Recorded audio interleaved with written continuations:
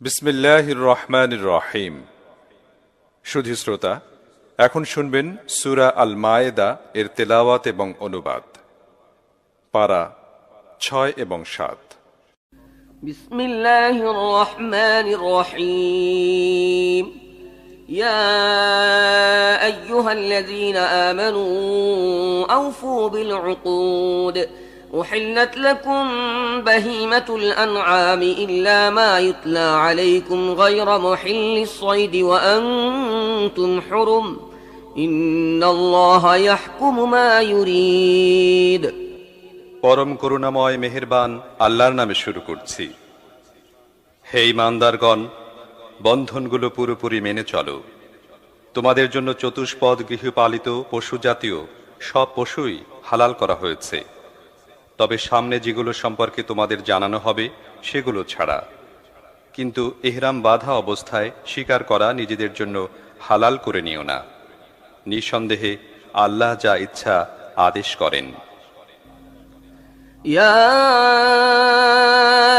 أيها الذين آمنوا لا تحلوا شعائر الله ولا الشهر الحرام ولا الهدي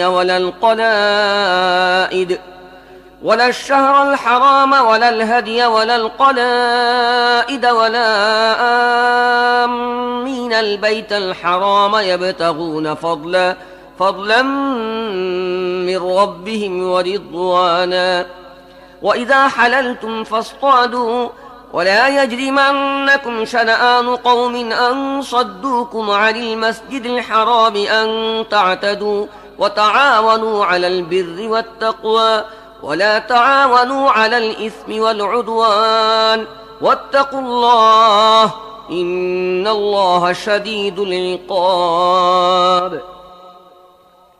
হে ঈমানদারগণ, আল্লাহর আনুগত্য ও ভক্তির নিদর্শনগুলোর অমর্যাদা করো না। হারাম মাসগুলোর কোনোটিকে হালাল করে নিও না। কোরবানির পশুগুলোর উপর হস্তক্ষেপ করো না। যেসব পশুর গলায় আল্লাহর জন্য উৎসর্গিত হবার আলামত স্বরূপ পট্টি বাঁধা থাকে তাদের উপরও হস্তক্ষেপ করো না। আর যারা নিজেদের রবের অনুগ্রহ ও তাঁর সন্তুষ্টির সন্ধানে সম্মানিত গৃহের দিকে যাচ্ছে তাদেরকেও উত্ত্যক্ত করো না। হ্যাঁ, ইহরামের অবস্থা শেষ হয়ে গেলে অবশ্যই তোমরা স্বীকার করতে পারো। আর দেখো, একটি দল তোমাদের জন্য মসজিদুল হারামের পথ বন্ধ করে দিয়েছে। এজন্য তোমাদের ক্রোধ যেন তোমাদেরকে এতখানি উত্তেজিত না করে যে তাদের বিরুদ্ধে তোমরা অবৈধ বাড়াবাড়ি করতে শুরু করো। নেকি ও আল্লাহ ভীতির সমস্ত কাজে সবার সাথে সহযোগিতা করো এবং গুনাহ ও সীমালঙ্ঘনের কাজে কাউকে সহযোগিতা করো না। আল্লাহকে ভয় করো, তাঁর শাস্তি বড়ই কঠোর। حرمت عليكم الميتة والدم ولحم الخنزير وما أهل لغير الله به والمنخنقة والموقوذة والمتردية والنطيحة وما أكل السبع إلا ما ذكيتم وما ذبح على النصب وأن تستقسموا بالأزلام ذلكم فسق اليوم يئس الذين كفروا من دينكم فلا تخشوهم واخشون اليوم أكملت لكم دينكم وأتممت عليكم نعمتي ورضيت لكم الإسلام دينا فمن اضطر في مخمصة غير متجانف لإثم فإن الله غفور رحيم। তোমাদের জন্য হারাম করে দেয়া হয়েছে মৃত জীব, রক্ত, শূকরের গোশত, আল্লাহ ছাড়া অন্য কারোর নামে জবেহকৃত জীব এবং কণ্ঠরুদ্ধ হয়ে, আহত হয়ে, উপর থেকে পড়ে গিয়ে বা ধাক্কা খেয়ে মরা অথবা কোনো হিংস্র প্রাণী চিরে ফেলেছে এমন জীব তোমরা জীবিত পেয়ে যাকে জবে করে দিয়েছ সেটি ছাড়া। আর যা কোনো বেদিমূলে জবেহ করা হয়েছে তাও তোমাদের জন্য হারাম করে দেয়া হয়েছে। এছাড়াও স্বর নিক্ষেপের মাধ্যমে নিজেদের ভাগ্য নির্ণয় করাও তোমাদের জন্য জায়েজ নয়। এগুলো ফাসিকির কাজ। আজ তোমাদের দিনের ব্যাপারে কাফেররা পুরোপুরি নিরাশ হয়ে পড়েছে। কাজেই তোমরা তাদেরকে ভয় করো না, বরং আমাকে ভয় করো। আজ আমি তোমাদের জন্য তোমাদের দিনকে পরিপূর্ণ করে দিয়েছি। আমার নিয়ামত তোমাদের প্রতি সম্পূর্ণ করেছি এবং তোমাদের জন্য ইসলামকে তোমাদের দিন হিসেবে গ্রহণ করে নিয়েছি। কাজেই তোমাদের উপর হালাল ও হারামের যে বিধিনিষেধ আরোপ করা হয়েছে তা মেনে চলো। তবে যদি কোনো ব্যক্তি ক্ষুধার জ্বালায় বাধ্য হয়ে ওইগুলোর মধ্য থেকে কোনো একটি জিনিস খেয়ে নেয় গুনাহের প্রতি কোনো আকর্ষণ ছাড়াই, তাহলে নিঃসন্দেহে আল্লাহ ক্ষমাশীল ও অনুগ্রহকারী। يسألونك ماذا أحل لهم قل أحل لكم الطيبات وما علمتم من الجوارح مكلبين تعلمونهن مما علمكم الله فكلوا مما أمسكنا عليكم واذكروا اسم الله عليه واتقوا الله إن الله سريع الحساب। লোকেরা তোমাকে জিজ্ঞেস করছে তাদের জন্য কি হালাল করা হয়েছে। বলে দাও, তোমাদের জন্য সমস্ত পাক পবিত্র জিনিস হালাল করা হয়েছে। আর যেসব শিকারী প্রাণীকে তোমরা শিক্ষিত করে তুলেছ, যাদেরকে আল্লাহর দেয়া জ্ঞানের ভিত্তিতে তোমরা শিকার করা শিখিয়েছ, তারা তোমাদের জন্য যেসব প্রাণী ধরে রাখে তাও তোমরা খেতে পারো। তবে তার উপর আল্লাহর নাম নিতে হবে আর আল্লাহর আইন ভাঙার ব্যাপারে সাবধান থাকবে। অবশ্যই হিসাব নিতে আল্লাহর মোটেই দেরি হয় না। اليوم أحل لكم الطيبات وطعام الذين أوتوا الكتاب حل لكم وطعامكم حل لهم والمحصنات من المؤمنات والمحصنات من الذين أوتوا الكتاب من قبلكم إذا آتيتموهن أجورهن محسنين غير مسافحين ولا متخذي أخدان ومن يكفر بالإيمان فقد حبط عمله وهو في الآخرة من الخاسرين। আজ তোমাদের জন্য সমস্ত পাক পবিত্র বস্তু হালাল করে দেয়া হয়েছে।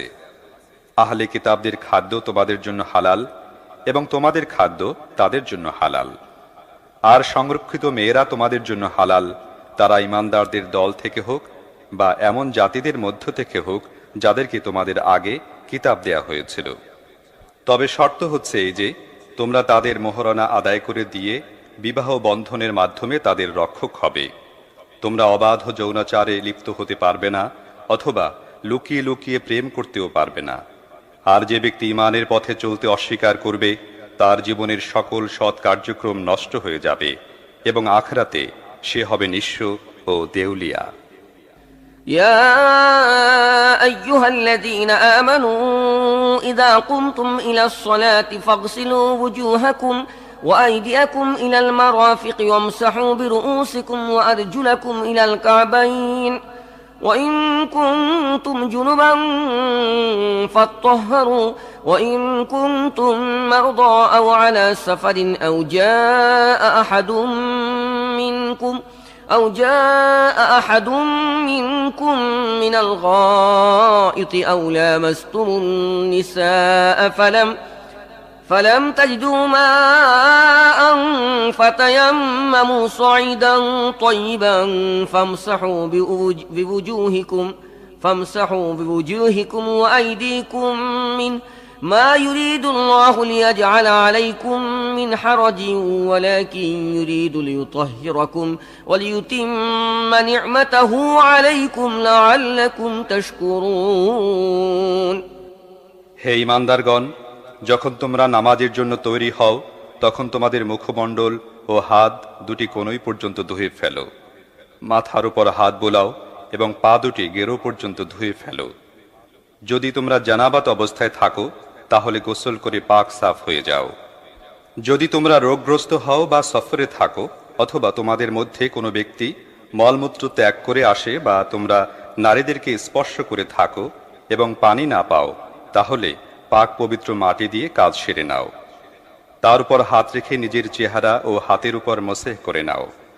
আল্লাহ তোমাদের জন্য জীবনকে সংকীর্ণ করে দিতে চান না, কিন্তু তিনি চান তোমাদেরকে পাক পবিত্র করতে এবং তাঁর নিয়ামত তোমাদের উপর সম্পূর্ণ করে দিতে। হয়তো তোমরা শুকরগুজার হবে। واذكروا نعمة الله عليكم وميثاقه الذي واثقكم به إذ قلتم سمعنا وأطعنا واتقوا الله إن الله عليم بذات الصدور يا أيها الذين آمنوا كونوا قوامين لله شهداء بالقسط ولا يجرمنكم شنآن قوم على ألا تعدلوا اعدلوا هو أقرب للتقوى واتقوا الله إن الله خبير بما تعملون وعد الله الذين آمنوا وعملوا الصالحات لهم مغفرة وأجر عظيم والذين كفروا وكذبوا بآياتنا أولئك أصحاب الجحيم আল্লাহ তোমাদের যে নিয়ামত দান করেছেন তার কথা মনে রাখো এবং তিনি তোমাদের কাছ থেকে যে পাকাপোক্ত অঙ্গীকার নিয়েছেন তা ভুলে যেও না। অর্থাৎ তোমাদের এ কথা আমরা শুনেছি ও আনুগত্য করেছি। আর আল্লাহকে ভয় করো, আল্লাহ মনের কথা জানেন। হে ঈমানদারগণ, সত্যের উপর স্থায়ীভাবে প্রতিষ্ঠিত ও ইনসাফের সাক্ষ্যদাতা হয়ে যাও। কোন দলের শত্রুতা তোমাদেরকে যেন এমন উত্তেজিত না করে দেয় যার ফলে তোমরা ইনসাফ থেকে সরে যাও। ইনসাফ ও ন্যায়নীতি প্রতিষ্ঠিত করো, এটি আল্লাহ ভীতির সাথে বেশি সামঞ্জস্যশীল। আল্লাহকে ভয় করে কাজ করতে থাকো। তোমরা যা কিছু করো আল্লাহ সে সম্পর্কে পুরোপুরি অবগত আছেন। যারা ঈমান এনেছে এবং সৎ কাজ করেছে আল্লাহ তাদের সাথে ওয়াদা করেছেন যে তাদের ভুল ত্রুটি মাফ করে দেয়া হবে এবং তারা বিরাট প্রতিদান লাভ করবে। আর যারা কুফরি করবে এবং আল্লাহর আয়াতকে মিথ্যা বলবে তারা হবে জাহান্নামের অধিবাসী। يا أيها الذين آمنوا اذكروا نعمة الله عليكم إذ هم قوم أن يبسطوا إليكم أيديهم فكف أيديهم عنكم واتقوا الله وعلى الله فليتوكل المؤمنون হে ঈমানদারগণ, আল্লাহর সে অনুগ্রহের কথা স্মরণ করো যা তিনি এই সাম্প্রতিকালে তোমাদের প্রতি করেছেন, যখন একটি দল তোমাদের ক্ষতি করার চক্রান্ত করেছিল কিন্তু আল্লাহ তাদের চক্রান্ত নস্যাৎ করে দিয়েছিলেন। আল্লাহকে ভয় করে কাজ করতে থাকো। ঈমানদারদের আল্লাহর উপরই ভরসা করা উচিত। ولقد أخذ الله ميثاق بني إسرائيل وبعثنا منهم 12 نقيبا وقال الله إني معكم لئن أقمتم الصلاة وآتيتم الزكاة وآمنتم برسلي وعزرتموهم وأقرضتم الله قرضا حسنا لأكفرن عنكم سيئاتكم ولأدخلنكم جنات تجري من تحتها الأنهار فمن كفر بعد ذلك منكم فقد ضل سواء السبيل আল্লাহ বনি ইসরায়েলদের থেকে পাকাপোক্ত অঙ্গীকার নিয়েছিলেন এবং তাদের মধ্যে 12 জন নকিব নিযুক্ত করেছিলেন। আর তিনি তাদেরকে বলেছিলেন, আমি তোমাদের সাথে আছি যদি তোমরা নামাজ কায়েম করো, যাকাত দাও, আমার রাসূলদেরকে মানো ও তাদেরকে সাহায্য করো এবং আল্লাহকে উত্তম ঋণ দিতে থাকো। তাহলে নিশ্চিত বিশ্বাস করো আমি তোমাদের থেকে তোমাদের পাপগুলো মোচন করে দেব এবং তোমাদের এমন সব বাগানের মধ্যে প্রবেশ করাবো যার তলদেশ দিয়ে ঝর্ণাধারা প্রবাহিত হবে। কিন্তু এরপর তোমাদের মধ্য থেকে যে ব্যক্তি কুফরি নীতি অবলম্বন করবে সে আসলে সাওয়াউস সাবিল তথা সরল সঠিক পথ হারিয়ে ফেলেছে। فبما نقضهم ميثاقهم لعناهم وجعلنا قلوبهم قاسية يحرفون الكلم عن مواضعه ونسوا حظا مما ذكروا به ولا تزال تطلع على خائنة منهم إلا قليلا منهم فاعف عنهم واصفح إن الله يحب المحسنين ومن الذين قالوا إنا نصارى أخذنا ميثاقهم فنسوا حظا مما ذكروا به فأغرينا بينهم العداوة والبغضاء إلى يوم القيامة وسوف ينبئهم الله بما كانوا يصنعون তারপর তাদের নিজেদের অঙ্গীকার ভঙ্গের কারণেই আমি তাদেরকে নিজের রহমত থেকে দূরে নিক্ষেপ করেছি এবং তাদের হৃদয় কঠিন করে দিয়েছি। এখন তাদের অবস্থা হচ্ছে এই যে তারা শব্দের হেরফের করে কথাকে একদিক থেকে আর একদিকে নিয়ে যায়। যে শিক্ষা তাদেরকে দেয়া হয়েছিল তার বড় অংশ তারা ভুলে গেছে এবং প্রায় প্রতিদিনই তাদের কোনো না কোনো বিশ্বাসঘাতকতার খবর তুমি লাভ করে থাকো। তাদের অতি অল্প সংখ্যক লোকই এ দোষমুক্ত আছে। তাই তাদেরকে মাফ করে দাও এবং তাদের কাজকর্মকে ক্ষমার দৃষ্টিতে দেখো। আল্লাহ তাদেরকে পছন্দ করেন যারা সৎ কর্মশীলতা ও পরোপকারের নীতি অবলম্বন করে। এভাবে যারা বলেছিল আমরা নাসারা, তাদের থেকেও আমি পাকাপোক্ত অঙ্গীকার নিয়েছিলাম, কিন্তু তাদের স্মৃতিপটে যে শিক্ষা সংবদ্ধ করে দেয়া হয়েছিল তারও বড় অংশ তারা ভুলে গেছে। শেষ পর্যন্ত আমি তাদের মধ্যে চিরকালের জন্য শত্রুতা ও পারস্পরিক হিংসা বিদ্বেষের বীজ বপন করে দিয়েছি। আর এমন এক সময় অবশ্যই আসবে যখন আল্লাহ তাদের জানিয়ে দেবেন তারা দুনিয়ায় কি করত। يا أهل الكتاب قد جاءكم رسولنا يبين لكم كثيرا مما كنتم تخفون من الكتاب ويعفو عن كثير قد جاءكم من الله نور وكتاب مبين يهدي به الله من اتبع رضوانه سبل السلام ويخرجهم من الظلمات إلى النور بإذنه ويهديهم إلى صراط মুস্তাকিম। হে আহলে কিতাব, আমার রসূল তোমাদের কাছে এসে গেছে। সে আল্লাহর কিতাবের এমন অনেক কথা তোমাদের কাছে প্রকাশ করছে যেগুলো তোমরা গোপন করে রাখতে, এবং অনেক ব্যাপার ক্ষমার চোখেও দেখছে।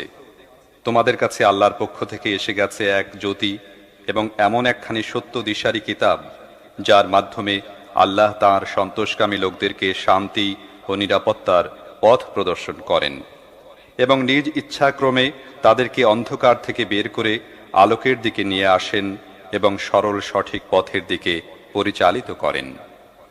لقد كفر الذين قالوا إن الله هو المسيح ابن مريم قل فمن يملك من الله شيئا إن أراد أن يهلك المسيح ابن مريم وأمه ومن في الأرض جميعا ولله ملك السماوات والأرض وما بينهما يخلق ما يشاء والله على كل شيء قدير। যারা বলে মারিয়াম পুত্র মসীহ আল্লাহ, তারা অবশ্যই কুফরি করেছে। হে মোহাম্মদ, ওদেরকে বলে দাও, আল্লাহ যদি মারিয়াম পুত্র মসীহকে, তার মাকে ও সারা দুনিয়াবাসীকে ধ্বংস করতে চান, তাহলে তাঁকে তার এ সংকল্প থেকে বিরত রাখার ক্ষমতা কার আছে? আল্লাহ তো আকাশসমূহের এবং এ দুয়ের মধ্যে যা কিছু আছে সব কিছুর মালিক। তিনি যা চান সৃষ্টি করেন, তাঁর শক্তি সব কিছুর উপর পরিব্যাপ্ত। وقالت اليهود والنصارى نحن أبناء الله وأحباؤه قل فلم يعذبكم بذنوبكم بل أنتم بشر ممن خلق يغفر لمن يشاء ويعذب من يشاء ولله ملك السماوات والأرض وما بينهما وإليه المصير يا أهل الكتاب قد جاءكم رسولنا يبين لكم على فترة من الرسل أن تقولوا ما جاءنا من بشير ولا نذير فقد جاءكم بشير ونذير والله على كل شيء قدير। ইহুদি ও খ্রিস্টানরা বলে আমরা আল্লাহর সন্তান এবং তার প্রিয় পাত্র। তাদেরকে জিজ্ঞেস করো, তাহলে তোমাদের গুনাহের জন্য তিনি তোমাদের শাস্তি দেন কেন? আসলে তোমরাও ঠিক তেমনি মানুষ যেমন আল্লাহ অন্যান্য মানুষ সৃষ্টি করেছেন। তিনি যাকে চান মাফ করে দেন এবং যাকে চান শাস্তি দেন। পৃথিবী ও আকাশসমূহ এবং এ দুয়ের মধ্যকার যাবতীয় সৃষ্টি আল্লাহর মালিকানাধীন এবং তাঁরই দিকে সবাইকে ফিরে যেতে হবে। হে আহলে কিতাব, আমার এই রসূল এমন এক সময় তোমাদের কাছে এসেছেন এবং তোমাদেরকে দ্বীনের সুস্পষ্ট শিক্ষা দিচ্ছেন, যখন দীর্ঘকাল থেকে রসূলদের আগমনের সিলসিলা বন্ধ ছিল। তোমরা যেন এ কথা বলতে না পারো, আমাদের কাছে তো সুসংবাদ দানকারী ও ভীতি প্রদর্শনকারী আসেনি। বেশ, এই দেখো, এখন সেই সুসংবাদ দানকারী ও ভীতি প্রদর্শনকারী এসে গেছেন এবং আল্লাহ সব কিছুর উপর শক্তিশালী।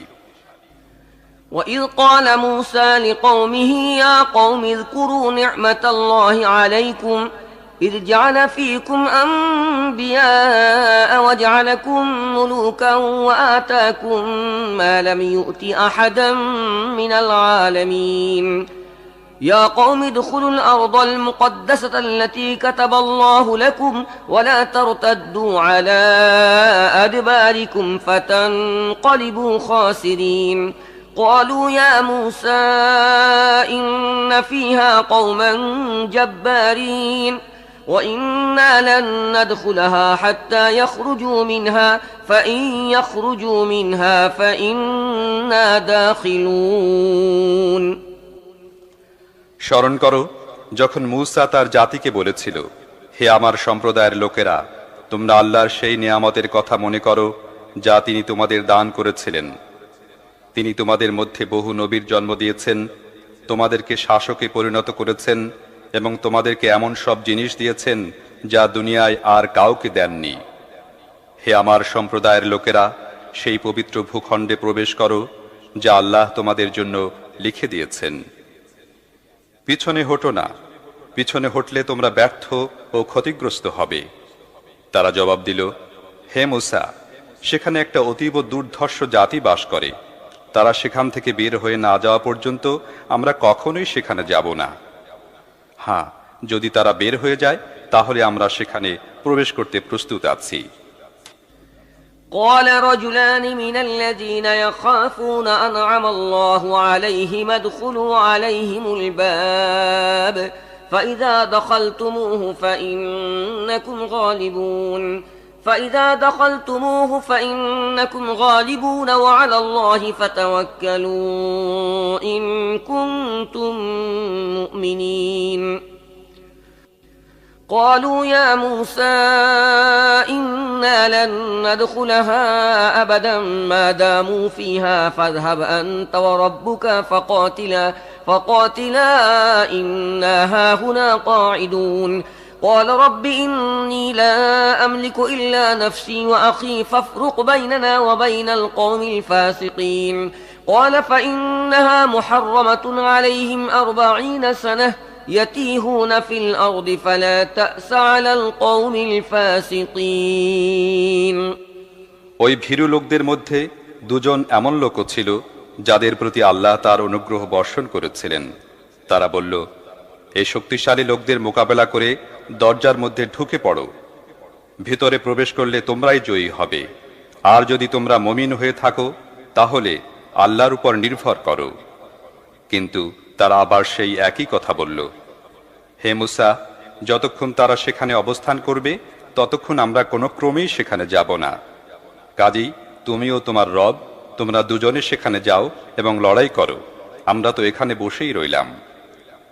এ কথায় মূসা বলল, হে আমার রব, আমারও আমার ভাই ছাড়া আর কারোর উপর আমার কোনো এখতিয়ার নেই, কাজেই তুমি এ নাফরমান লোকদের থেকে আমাকে আলাদা করে দাও। আল্লাহ জবাব দিলেন, ঠিক আছে, তাহলে ওই দেশটি 40 বছর পর্যন্ত তাদের জন্য হারাম। তারা পৃথিবীতে উদ্ভ্রান্তের মতো ঘুরে বেড়াবে। এ নাফরমানদের প্রতি কখনো সহানুভূতি ও সমবেদনা প্রকাশ করো না। واتل عليهم نبأ ابني آدم بالحق إذ قربا قربانا فتقبل من أحدهما ولم يتقبل من الآخر قال لأقتلنك قال إنما يتقبل الله من المتقين لئن بسطت إلي يدك لتقتلني ما أنا بباسط يدي إليك لأقتلك إني أخاف الله رب العالمين আর তাদেরকে আদমের দু ছেলের সঠিক কাহিনীও শুনিয়ে দাও। তারা দুজন কুরবানি করলে তাদের একজনের কুরবানি কবুল করা হলো, অন্যজনেরটা কবুল করা হলো না। সে বলল, আমি তোমাকে মেরে ফেলব। সে জবাব দিল, আল্লাহ তো মুত্তাকীদের নজরানা কবুল করে থাকেন। তুমি আমাকে মেরে ফেলার জন্য হাত উঠালেও আমি তোমাকে মেরে ফেলার জন্য হাত তুলব না। আমি বিশ্বজাহানের প্রভু আল্লাহকে ভয় করি। إني أريد أن تبوء بإثمي وإثمك فتكون من أصحاب النار وذلك جزاء الظالمين فطوعت له نفسه قتل أخيه فقتله فأصبح من الخاسرين فبعث الله غرابا يبحث في الأرض ليريه كيف يواري سوءة أخيه قال يا ويلتى أعجزت أن أكون مثل هذا الغراب فواري سوءة أخي فأصبح من النادمين আমি চাই আমারও তোমার পাপের ভার তুমি একাই বহন করো এবং তুমি জাহান্নামী হয়ে যাও। জালেমদের জুলুমের এটি সঠিক প্রতিফল। অবশেষে তার প্রবৃত্তির কুপ্ররোচনা তার ভাইকে মেরে ফেলা তার জন্য সহজ করে দিল এবং তাকে মেরে ফেলে সে ক্ষতিগ্রস্তদের অন্তর্ভুক্ত হয়ে গেল। তারপর আল্লাহ একটি কাক পাঠালেন, সে মাটি খুঁড়তে লাগলো যাতে তাকে দেখিয়ে দেয় তার ভাইয়ের লাশ কিভাবে লুকিয়ে ফেলবে। এ দৃশ্য দেখে সে বলল, হায় আফসোস, আমি এ কাকটির মতো হতে পারলাম না যাতে নিজের ভাইয়ের লাশটিও লুকোতে পারি। এরপর নিজের কৃতকর্মের জন্য সে খুবই অনুতপ্ত হল। من أجل ذلك كتبنا على بني إسرائيل أنه من قتل نفسا بغير نفس أو فساد في الأرض فكأنما قتل الناس جميعا ومن أحياها فكأنما أحيا الناس جميعا ولقد جاءتهم رسلنا بالبينات ثم إن كثيرا منهم بعد ذلك في الأرض لمسرفون এ কারণেই বনি ইসরায়েলদের জন্য আমি এ ফরমান লিখে দিয়েছিলাম, নরহত্যা অথবা পৃথিবীতে বিপর্যয় সৃষ্টি করা ছাড়া অন্য কোনো কারণে যে ব্যক্তি কাউকে হত্যা করল সে যেন দুনিয়ার সমস্ত মানুষকে হত্যা করল, আর যে ব্যক্তি কারো জীবন রক্ষা করল সে যেন দুনিয়ার সমস্ত মানুষের জীবন রক্ষা করল। কিন্তু তাদের অবস্থা হচ্ছে এই যে, আমার রাসূলগণ একের পর এক সুস্পষ্ট হেদায়েত নিয়ে তাদের কাছে এলো, তারপরও তাদের বিপুল সংখ্যক লোক পৃথিবীতে সীমা লঙ্ঘনকারী থেকে গেল। إنما جزاء الذين يحاربون الله ورسوله ويسعون في الأرض فسادا أن يقتلوا أو يصلبوا أو تقطع أيديهم وأرجلهم من خلاف أو ينفوا من الأرض ذلك لهم خزي في الدنيا ولهم في الآخرة عذاب عظيم إلا الذين تابوا من قبل أن تقدروا عليهم فاعلموا أن الله غفور رحيم যারা আল্লাহ ও তাঁর রাসূলের সাথে লড়াই করে এবং পৃথিবীতে বিপর্যয় সৃষ্টি করার জন্য প্রচেষ্টা চালায়, তাদের শাস্তি হচ্ছে এই যে তাদেরকে হত্যা করা হবে অথবা শূলে বিদ্ধ করা হবে বা তাদের হাত পা বিপরীত দিক থেকে কেটে ফেলা হবে, অথবা তাদেরকে দেশ থেকে নির্বাসিত করা হবে। দুনিয়ায় তাদের জন্য এই অপমান ও লাঞ্ছনা নির্ধারিত রয়েছে, আর আখেরাতে রয়েছে তাদের জন্য এর চাইতেও বড় শাস্তি। তবে যারা তোমাদের হাতে ধরা পড়ার আগেই তওবা করে তাদের জন্য নয়। তোমাদের জেনে রাখা উচিত আল্লাহ ক্ষমাশীল ও অনুগ্রহকারী। يا أيها الذين آمنوا اتقوا الله وابتغوا إليه الوسيلة وجاهدوا في سبيله لعلكم تفلحون إن الذين كفروا لو أن لهم ما في الأرض جميعا ومثله معه ليفتدوا به من عذاب يوم القيامة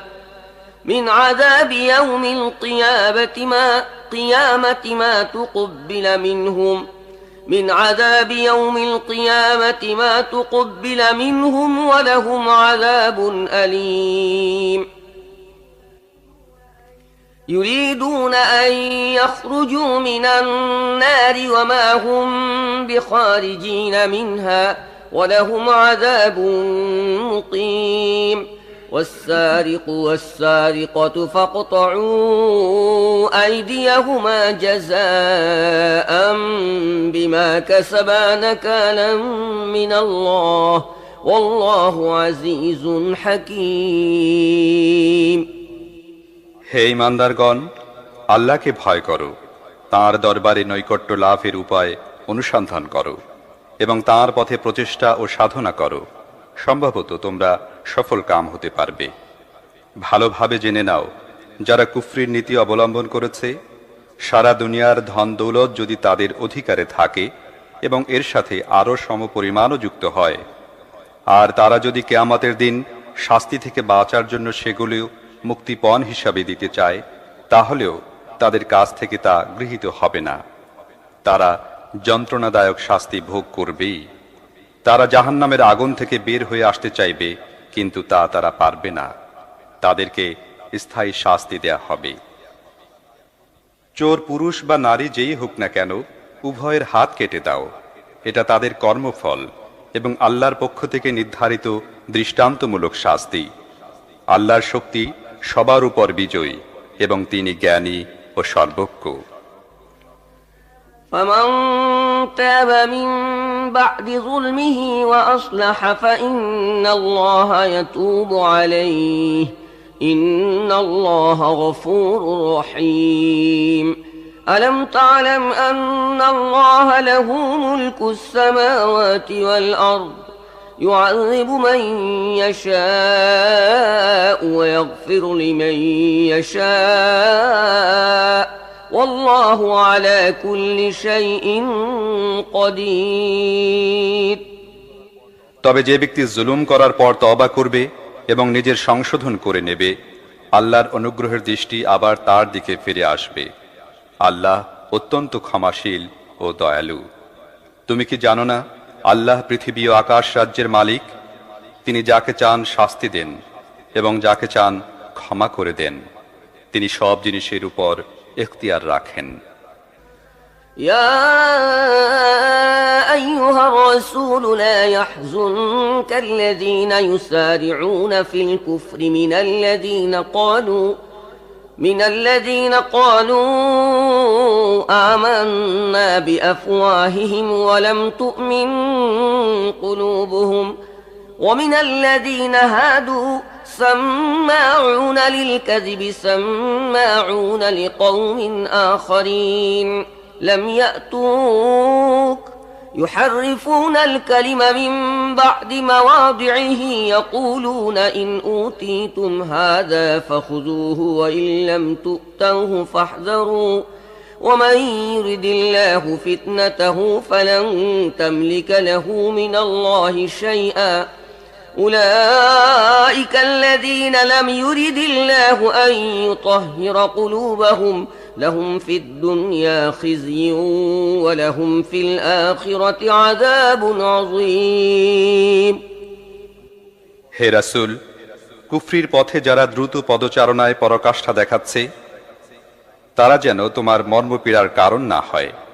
যদিও তারা এমন সব লোকের অন্তর্ভুক্ত হয় যারা মুখে বলে আমরা ঈমান এনেছি, কিন্তু তাদের অন্তর ঈমান আনেনি, অথবা তারা এমন সব লোকের অন্তর্ভুক্ত হয় যারা ইহুদি হয়ে গেছে, যাদের অবস্থা এমন পর্যায়ে পৌঁছে গেছে যে তারা মিথ্যা ভাষণ শোনার জন্য কান পেতে বসে থাকে, এবং যারা কখনো তোমার কাছে আসেনি তাদের জন্য আড়ি পেতে থাকে।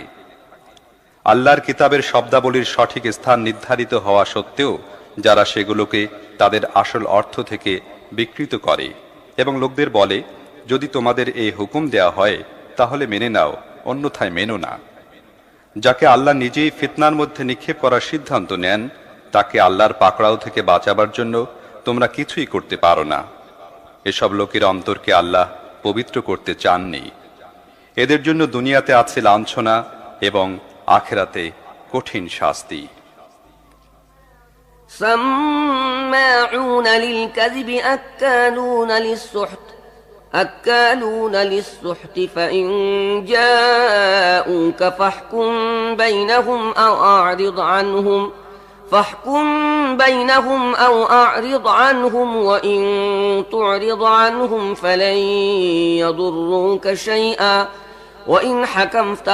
وإن حكمت فاحكم بينهم بالقسط إن الله يحب المقسطين وكيف يحكمونك وعندهم التوراة فيها حكم الله ثم يتولون من بعد ذلك وما أولئك بالمؤمنين এরা মিথ্যা শ্রবণকারী ও হারাম আহারকারী। কাজেই এরা যদি তোমাদের কাছে নিজেদের মামলা নিয়ে আসে তাহলে তোমরা চাইলে তাদের মীমাংসা করে দিতে অথবা অস্বীকার করে দিতে পারো। অস্বীকার করে দিলে এরা তোমাদের কোনো ক্ষতি করতে পারবে না, আর মীমাংসা করে দিলে যথার্থ ইনসাফ সহকারে মীমাংসা করো, কারণ আল্লাহ ইনসাফকারীদের পছন্দ করেন। আর এরা তোমাকে কিভাবে বিচারক মানছে যখন এদের কাছে তাওরাত রয়ে গেছে যাতে আল্লাহর হুকুম লিখিত আছে, আর তারপরও এরা তা থেকে মুখ ফিরিয়ে নিচ্ছে? আসলে এরা ঈমানই রাখে না। إنا أنزلنا التوراة فيها هدى ونور يحكم بها النبيون الذين أسلموا للذين هادوا والربانيون والأحبار بما استحفظوا من كتاب الله وكانوا عليه شهداء فلا تخشوا الناس واخشوني ولا تشتروا بآياتي ثمنا قليلا ومن لم يحكم بما أنزل الله فأولئك هم الكافرون وكتبنا عليهم فيها أن النفس بالنفس والعين بالعين والأنف بالأنف والأذن بالأذن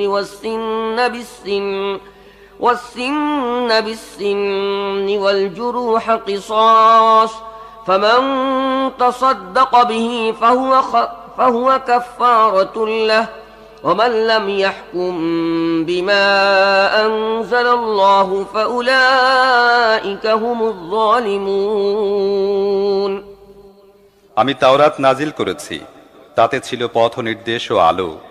সমস্ত নবী যারা মুসলিম ছিল সে অনুযায়ী এই ইহুদি হয়ে যাওয়া লোকদের যাবতীয় বিষয়ের ফয়সালা করত, আর এভাবে রব্বানি ও আহবারও এরই উপর তাদের ফয়সালার ভিত্তি স্থাপন করত, কারণ তাদেরকে আল্লাহর কিতাব সংরক্ষণের দায়িত্ব দেওয়া হয়েছিল এবং তারা ছিল এর উপর সাক্ষী। কাজেই হে ইহুদি গোষ্ঠী, তোমরা মানুষকে ভয় করো না, বরং আমাকে ভয় করো এবং সামান্য তুচ্ছ মূল্যের বিনিময়ে আমার আয়াত বিক্রি করা পরিহার করো। আল্লাহর নাজিল করা আইন অনুযায়ী যারা ফয়সালা করে না তারাই কাফির। তাওরাতে আমি ইহুদিদের জন্য এ বিধান লিখে দিয়েছিলাম যে প্রাণের বদলে প্রাণ, চোখের বদলে চোখ, নাকের বদলে নাক, কানের বদলে কান, দাঁতের বদলে দাঁত এবং সব রকমের জখমের জন্য সমপর্যায়ের বদলা। তারপর যে ব্যক্তি ওই শাস্তি সাদকা করে দেবে তা তার জন্য কাফফারায় পরিণত হবে। আর যারা আল্লাহ নাজিল করা আইন অনুযায়ী ফয়সালা করে না তারাই জালিম। وقفينا على آثارهم بعيسى ابن مريم مصدقا لما بين يديه من التوراة وآتيناه الإنجيل فيه هدى ونور ومصدقا لما بين يديه من التوراة وهدى وموعظة للمتقين وليحكم أهل الإنجيل بما أنزل الله فيه ومن لم يحكم بما أنزل الله فأولئك هم الفاسقون। তারপর ওই নবীদের পরে মারিয়াম পুত্র ঈসাকে পাঠিয়েছি। তাওরাতের মধ্য থেকে যা কিছু তার সামনে ছিল সে তার সত্যতা প্রমাণকারী ছিল, আর তাকে ইনজিল দিয়েছি। তাতে ছিল পথ নির্দেশ ও আলো, এবং তাও তাওরাতের মধ্য থেকে যা কিছু সে সময়ে বর্তমান ছিল তার সত্যতা প্রমাণকারী ছিল, আর তা ছিল আল্লাহ ভীরুদের জন্য পথ নির্দেশ ও উপদেশ। আমার নির্দেশ ছিল ইনজিলে আল্লাহ যে আইন নাজিল করেছেন, ইনজিল অনুসারীরা যেন সে মোতাবেক ফয়সালা করে, আর যারা আল্লাহর নাজিল করা আইন অনুযায়ী ফয়সালা করে না তারাই ফাসিক। وأنزلنا إليك الكتاب بالحق مصدقا لما بين يديه من الكتاب ومهيمنا عليه فاحكم بينهم بما أنزل الله ولا تتبع أهواءهم عما جاءك من الحق لكل جعلنا منكم شرعة ومنهاجا ولو شاء الله لجعلكم أمة واحدة ولكن ليبلوكم فيما آتاكم فاستبقوا الخيرات إلى الله مرجعكم جميعا فينبئكم بما كنتم فيه تختلفون। তারপর হে মোহাম্মদ, তোমার প্রতি এই কিতাব নাজিল করেছি যা সত্য নিয়ে এসেছে, এবং আল কিতাবের মধ্য থেকে তার সামনে যা কিছু বর্তমান আছে তার সত্যতা প্রমাণকারী ও তার সংরক্ষক। কাজেই তুমি আল্লাহর নাজিল করা আইন অনুযায়ী লোকদের বিভিন্ন বিষয়ের ফয়সালা করো, এবং যে সত্য তোমার কাছে এসেছে তা থেকে মুখ ফিরিয়ে নিয়ে তাদের খেয়াল খুশির অনুসরণ করো না। তোমাদের প্রত্যেকের জন্য একটি শরিয়াত ও একটি কর্মপদ্ধতি নির্ধারণ করে রেখেছি। আল্লাহ চাইলে তোমাদের সবাইকে একই উম্মতের অন্তর্ভুক্ত করতে পারতেন, কিন্তু তিনি তোমাদের যা দিয়েছেন তার মধ্যে তোমাদের পরীক্ষা করার জন্য এমনটি করেছেন। কাজেই সৎ কাজে একে অপরের চাইতে অগ্রবর্তী হবার চেষ্টা করো। শেষ পর্যন্ত তোমাদের সবাইকে আল্লাহর দিকে ফিরে যেতে হবে। তারপর তিনি সেই প্রকৃত সত্যটি তোমাদের জানিয়ে দেবেন যে ব্যাপারে তোমরা মতবিরোধ করে আসছিলে। وأن احكم بينهم بما أنزل الله ولا تتبع أهواءهم واحذرهم أن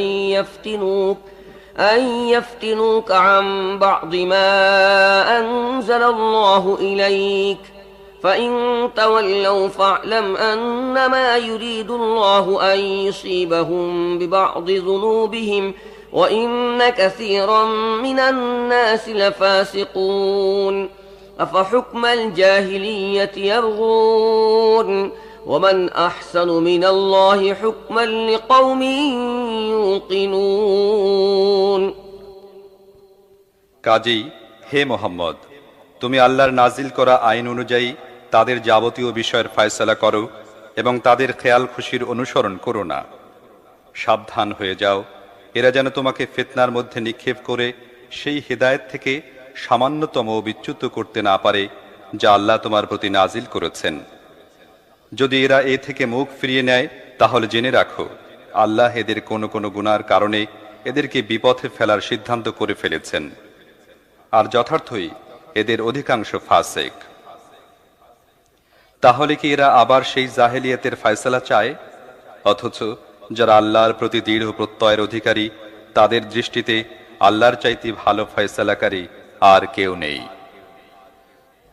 يا أيها الذين آمنوا لا تتخذوا اليهود والنصارى أولياء بعضهم أولياء بعض ومن يتولهم منكم فإنه منهم إن الله لا يهدي القوم الظالمين فترى الذين في قلوبهم مرض يسارعون فيهم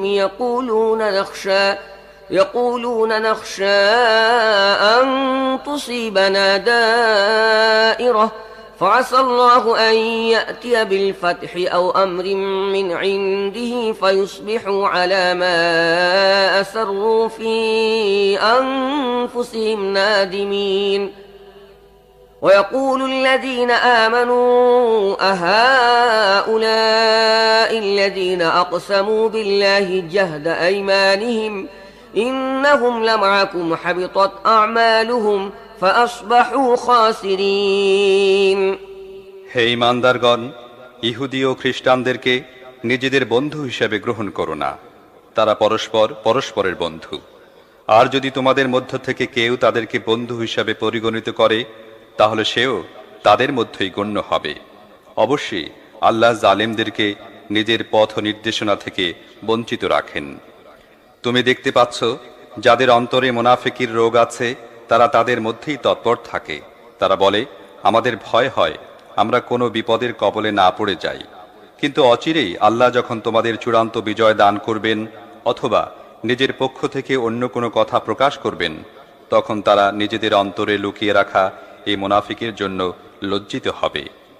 আর সে সময় ঈমানদাররা বলবে, এরা কি সেসব লোক যারা আল্লাহর নামে শক্ত কসম খেয়ে আমরা তোমাদের সাথে আছি বলে আশ্বাস দিত? এদের সমস্ত কর্মকাণ্ড নষ্ট হয়ে গেছে এবং শেষ পর্যন্ত এরা ব্যর্থ মনোরথ হয়েছে। يا أيها الذين آمنوا من يرتد منكم عن دينه فسوف يأتي الله بقوم يحبهم ويحبونه أذلة على المؤمنين أعزة على الكافرين يجاهدون في سبيل الله ولا يخافون لومة لائم ذلك فضل الله يؤتيه من يشاء والله واسع عليم إنما وليكم الله ورسوله والذين آمنوا الذين يقيمون الصلاة ويؤتون الزكاة وهم راكعون ومن يتول الله ورسوله والذين آمنوا فإن حزب الله هم الغالبون হে ঈমানদারগণ, তোমাদের মধ্য থেকে কেউ যদি দিন থেকে ফিরে যায়, তাহলে ফিরে যাক। আল্লাহ এমনিতর আরো বহু লোক সৃষ্টি করে দেবেন, যাদেরকে আল্লাহ ভালোবাসবেন এবং তারা আল্লাহকে ভালোবাসবে। যারা মোমেনদের ব্যাপারে কোমল ও কাফেরদের ব্যাপারে কঠোর হবে, যারা আল্লাহর পথে প্রচেষ্টা ও সাধনা করে যাবে এবং কোনো নিন্দুকের নিন্দার ভয় করবে না। এটি আল্লাহর অনুগ্রহ, যাকে চান তাকে দান করেন। আল্লাহ ব্যাপক উপায় উপকরণের অধিকারী এবং তিনি সব কিছু জানেন। আসলে তোমাদের বন্ধু হচ্ছেন একমাত্র আল্লাহ, তার রসুল এবং সেই ঈমানদাররা যারা নামাজ কায়েম করে, যাকাত দেয় এবং আল্লাহর সামনে বিনত হয়। আর যে ব্যক্তি আল্লাহকে, তার রসুলকে ও মোমিনদেরকে নিজের বন্ধুরূপে গ্রহণ করে, তার জেনে রাখা দরকার আল্লাহর দল অবশ্যই বিজয়ী হবে। يا أيها الذين آمنوا لا تتخذوا الذين اتخذوا دينكم هزوا ولعبا من الذين أوتوا الكتاب من قبلكم والكفار أولياء واتقوا الله إن كنتم مؤمنين وإذا ناديتم إلى الصلاة اتخذوها هزوا ولعبا ذلك بأنهم قوم لا يعقلون قل يا أهل الكتاب هل تنقمون منا إلا أن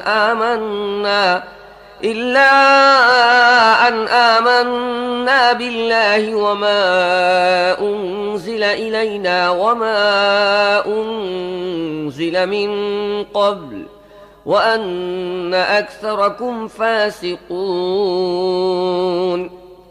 হে ঈমানদারগণ, তোমাদের পূর্ববর্তী আহলে কিতাবদের মধ্য থেকে যেসব লোক তোমাদের দিনকে বিদ্রূপ ও হাসি তামাশার বস্তুতে পরিণত করেছে তাদেরকে এবং অন্যান্য কাফেরদেরকে নিজেদের বন্ধু হিসাবে গ্রহণ করো না। আল্লাহকে ভয় করো যদি তোমরা মুমিন হয়ে থাকো। যখন তোমরা নামাজের জন্য ডাক দাও তখন তারা এর প্রতি বিদ্রূপ বাণ নিক্ষেপ করে এবং এ নিয়ে টিটকারি ও তামাশা করে। এর কারণ হচ্ছে তাদের জ্ঞান নেই। তাদেরকে বলে দাও, হে আহলে কিতাব, তোমরা আমাদের প্রতি তোমাদের ক্রোধের একমাত্র কারণ তো এই যে আমরা আল্লাহর উপর এবং দ্বীনের সে শিক্ষার উপর ঈমান এনেছি যা আমাদের প্রতি নাজিল হয়েছে এবং আমাদের আগেও নাজিল হয়েছিল, আর তোমাদের বেশিরভাগ লোকই তো অবাধ্য। قل هل أنبئكم بشر من ذلك مثوبة عند الله من لعنه الله وغضب عليه وجعل منهم القردة والخنازير وعبد الطاغوت أولئك شر مكانا وأضل عن سواء السبيل وإذا جاءوكم قالوا آمنا وقد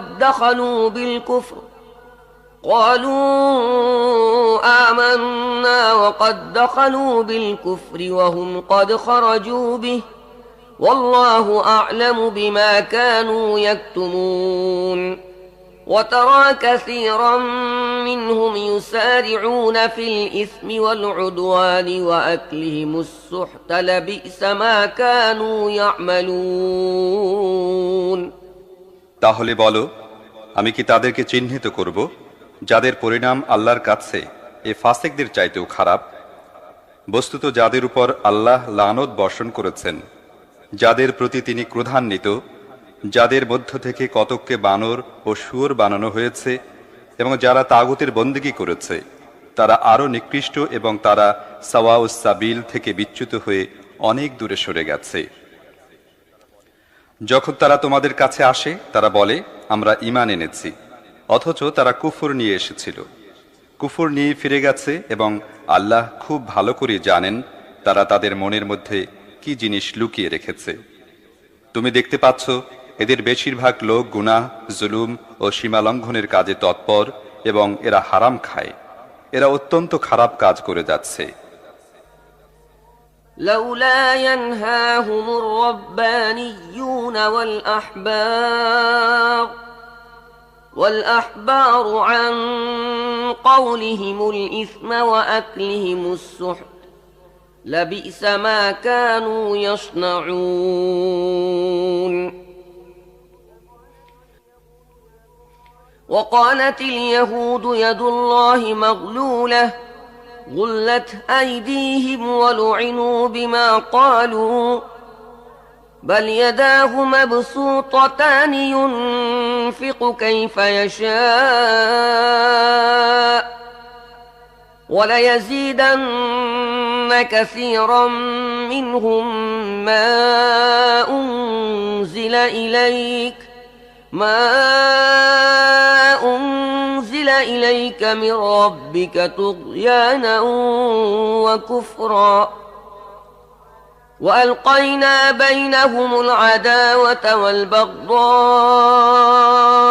إلى يوم القيامة كلما أوقدوا نارا للحرب أطفأها الله ويسعون في الأرض فسادا والله لا يحب المفسدين। এদের ওলামা ও মাশায়েখগণ কেন এদেরকে পাপ কথা বলতে ও হারাম খেতে বাধা দেয় না? অবশ্যই এরা যা করে যাচ্ছে তা অত্যন্ত জঘন্য কার্যক্রম। ইহুদিরা বলে, আল্লাহর হাত বাঁধা। আসলে তো বাঁধা হয়েছে ওদেরই হাত, এবং তারা যে বাজে কথা বলছে সেজন্য তাদের উপর অভিশাপ বর্ষিত হয়েছে। আল্লাহর হাত তো দারাজ, যেভাবে চান তিনি খরচ করে যান। আসলে তোমার রবের পক্ষ থেকে তোমার উপর যে কালাম নাজিল করা হয়েছে তা উল্টো তাদের অধিকাংশের বিদ্রোহ ও বাতিলের পূজা বৃদ্ধির কারণ হয়ে দাঁড়িয়েছে। আর এই অপরাধে আমি তাদের মধ্যে কিয়ামত পর্যন্ত স্থায়ী শত্রুতা ও বিদ্বেষ সঞ্চার করে দিয়েছি। যতবারই তারা যুদ্ধের আগুন জ্বালায় ততবারই আল্লাহ তা নিভিয়ে দেন। তারা পৃথিবীতে বিপর্যয় সৃষ্টি করার চেষ্টা চালিয়ে যাচ্ছে, কিন্তু আল্লাহ বিপর্যয় সৃষ্টিকারীদের কখনোই পছন্দ করেন না। ولو أن أهل الكتاب آمنوا واتقوا لكفرنا عنهم سيئاتهم ولأدخلناهم جنات النعيم ولو أنهم أقاموا التوراة والإنجيل وما أنزل إليهم من ربهم لأكلوا من فوقهم ومن تحت أرجلهم منهم أمة مقتصدة وكثير منهم ساء ما يعملون। যদি বিদ্রোহের পরিবর্তে এ আহলে কিতাব গোষ্ঠী ঈমান আনত এবং আল্লাহ ভীতির পথ অবলম্বন করত, তাহলে আমি তাদের থেকে তাদের দুষ্কৃতিগুলো মোচন করে দিতাম এবং তাদেরকে পৌঁছে দিতাম নেয়ামতে পরিপূর্ণ জান্নাতে। হায়, যদি তারা তাওরাত, ইনজিল ও অন্যান্য কিতাবগুলো প্রতিষ্ঠিত করত যা তাদের রবের পক্ষ থেকে তাদের কাছে পাঠানো হয়েছিল, তাহলে তাদের জন্য রিজিক উপর থেকেও বর্ষিত হতো এবং নিচে থেকেও উত্থিত হতো। তাদের মধ্যে কিছু লোক সত্যপন্থী হলেও অধিকাংশই অত্যন্ত খারাপ কাজে লিপ্ত। يا أيها الرسول بلغ ما أنزل إليك من ربك وإن لم تفعل فما بلغت رسالته والله يعصمك من الناس إن الله لا يهدي القوم الكافرين قل يا أهل الكتاب لستم على شيء حتى تقيموا التوراة والإنجيل وما أنزل إليكم من ربكم وليزيدن كثيرا منهم ما أنزل إليك من ربك طغيانا وكفرا فلا تأس على القوم الكافرين। হে রাসূল, তোমার রবের পক্ষ থেকে তোমার কাছে যা কিছু নাজিল করা হয়েছে তা মানুষের কাছে পৌঁছাও। যদি তুমি এমনটি না করো তাহলে তোমার দ্বারা তার রিসালাতের হক আদায় হবে না। মানুষের অনিষ্টকারিতা থেকে তোমাকে আল্লাহ রক্ষা করবেন। নিশ্চিতভাবে জেনে রাখো, তিনি কখনো কাফেরদেরকে তোমার মোকাবেলায় সফলতার পথ দেখাবেন না। পরিষ্কার বলে দাও, হে আহলে কিতাব, তোমরা কখনোই কোনো মূল সত্যের উপর প্রতিষ্ঠিত হবে না যতক্ষণ না তোমরা তাওরাত, ইনজিল ও তোমাদের রবের পক্ষ থেকে তোমাদের কাছে নাজিল করা অন্যান্য কিতাবগুলোকে প্রতিষ্ঠিত করবে। তোমার উপর এই যে ফরমান নাজিল করা হয়েছে, এটা অবশ্যই তাদের অনেকের গোয়ার্তুমি ও অবিশ্বাস আরো বাড়িয়ে দেবে, কিন্তু অস্বীকারীদের অবস্থার জন্য কোনো দুঃখ করো না। ইন্নাল্লাযীনা আমানু ওয়াল্লাযীনা হাদু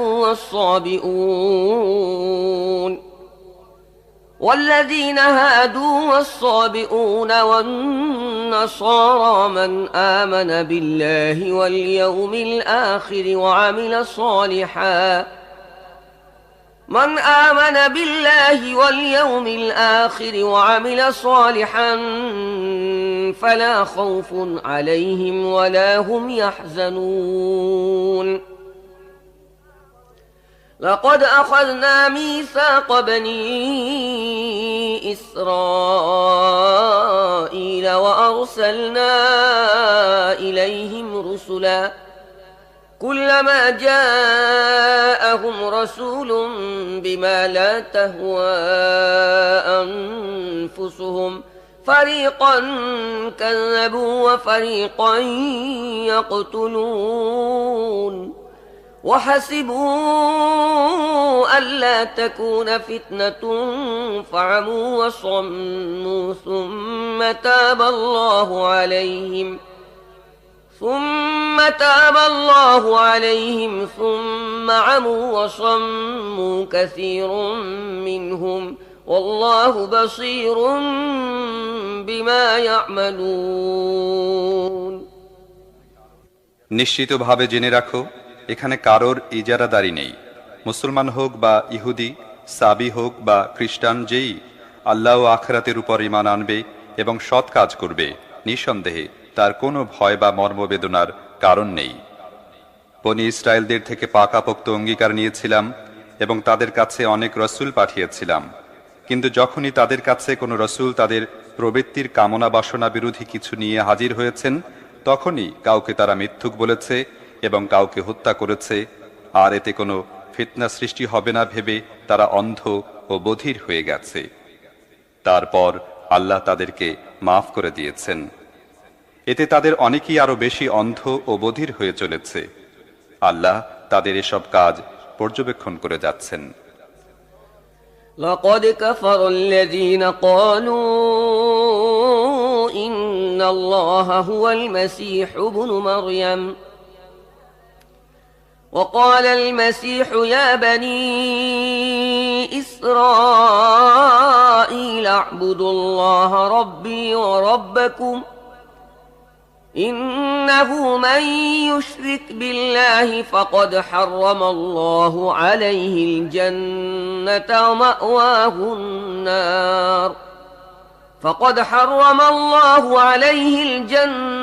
ومأواه النار وما للظالمين من أنصار নিঃসন্দেহে তারা কুফরি করেছে যারা বলছে মরিয়ম পুত্র মসিহ আল্লাহ, অথচ মসিহ বলেছিল, হে বনী ইসরাইল, আল্লাহর বন্দেগী করো, যিনি আমার রব এবং তোমাদেরও রব। যে ব্যক্তি আল্লাহর সাথে কাউকে শরিক করেছে তার উপর আল্লাহ জান্নাত হারাম করে দিয়েছেন এবং তার আবাস জাহান্নাম, আর এই ধরনের জালেমদের কোনো সাহায্যকারী নেই।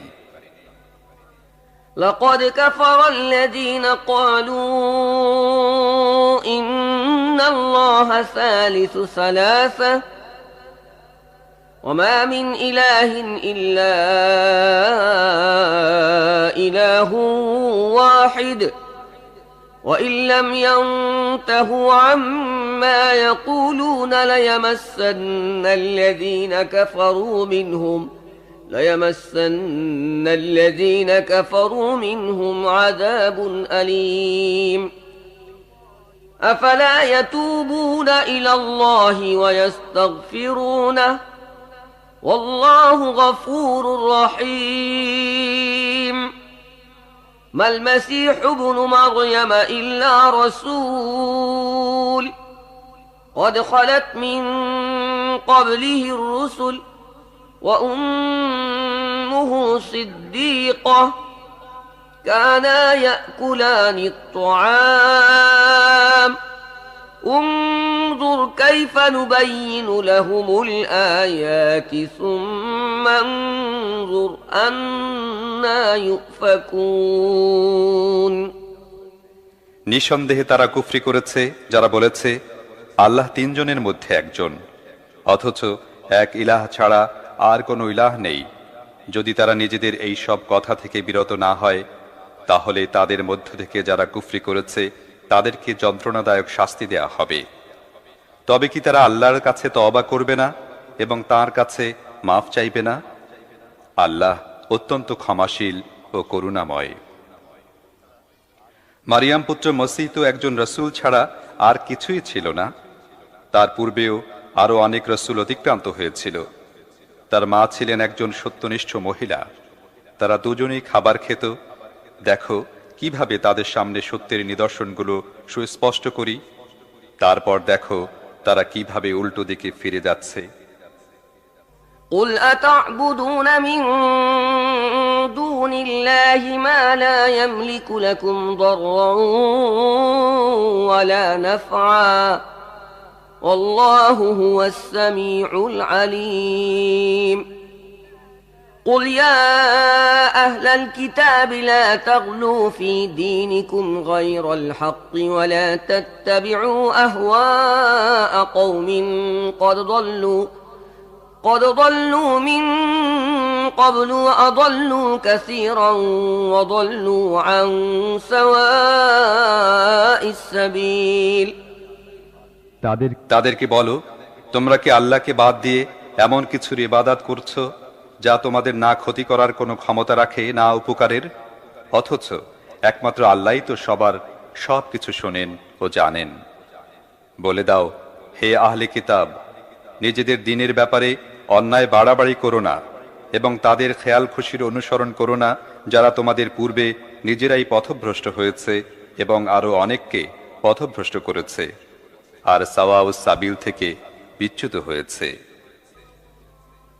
لعن الذين كفروا من بني إسرائيل على لسان داود وعيسى بن مريم ذلك بما عصوا وكانوا يعتدون كانوا لا يتناهون عن منكر فعلوه لبئس ما كانوا يفعلون ترى كثيرا منهم يتولون الذين كفروا لبئس ما قدمت لهم أنفسهم أن سخط الله عليهم وفي العذاب هم خالدون বনি ইসরায়েল জাতির মধ্য থেকে যারা কুফরির পথ অবলম্বন করেছে তাদের উপর দাউদ ও মারিয়াম পুত্র ঈসার মুখ দিয়ে অভিসম্পাত করা হয়েছে, কারণ তারা বিদ্রোহী হয়ে গিয়েছিল এবং বাড়াবাড়ি করতে শুরু করেছিল। তারা পরস্পরকে খারাপ কাজ করা থেকে বিরত রাখা পরিহার করেছিল। তাদের গৃহীত সেই কর্মপদ্ধতি বড়ই জঘন্য ছিল। আজ তুমি তাদের মধ্যে এমন অনেক লোক দেখছো যারা ইমানদারদের মোকাবেলায় কাফেরদের প্রতি সমর্থন ও সহযোগিতা প্রদান করে। নিঃসন্দেহে তাদের প্রবৃত্তি তাদেরকে যে পরিণতির দিকে ঠেলে দিচ্ছে তা অত্যন্ত নিকৃষ্ট। সে পরিণতি হল আল্লাহ তাদের প্রতি ক্রুদ্ধ হয়েছেন এবং তারা চিরন্তন শাস্তি ভোগ করবে। ولو كانوا يؤمنون بالله والنبي وما أنزل إليه ما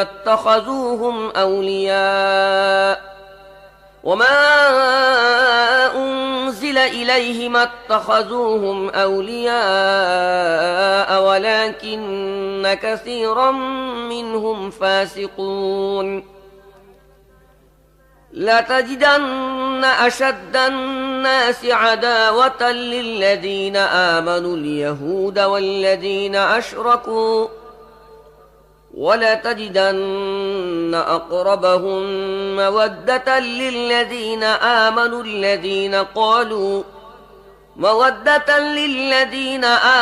الذين قالوا إنا نصارى ذلك بأن منهم قسيسين